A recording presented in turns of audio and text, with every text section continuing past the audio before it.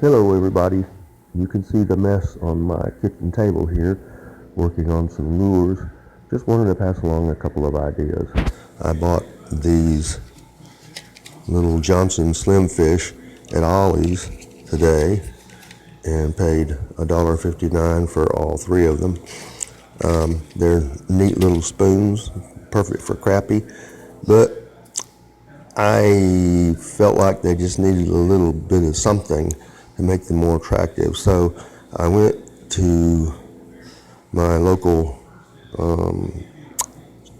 sewing shop and bought some pieces of yarn like this and these here. And then there was a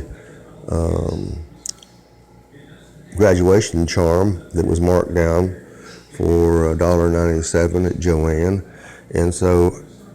And I also picked up some glittery ribbon to use as trailers behind some of my jigs and some of my spoons. Picked up some nice gulp jig heads over here at Ollie's. These were a bargain at $1.59, and they're 1/16 ounce fish head jigs. And what I'm going to do is use them, in this particular case, this plain old grub here.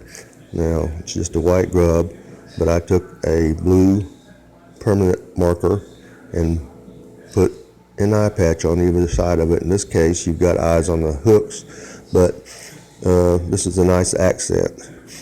Now, we can all be creative and do things like this to improve our tackle and not give it the same old look the fish are used to seeing. Now, I've taken some of this blue yarn here and I've tied it with overhand knots to either side of this treble hook. You have to have one on either side to balance it, and then you can unravel the ends of these like I've done here. And when you throw this bad boy in the water, they will trail behind, pulsating rhythmically. Additionally, I'm going to use some red nail polish my wife wasn't using and put a red dot on either side of this spoon. Fish respond to red as a feeding signal.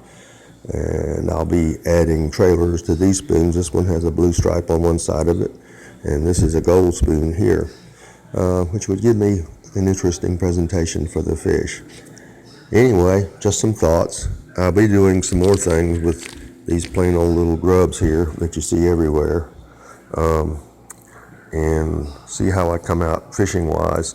I intend to use this ribbon. I'm going to cut it, and then I'm going to unravel it and let that flutter behind it, adding some more visual interest to the fish.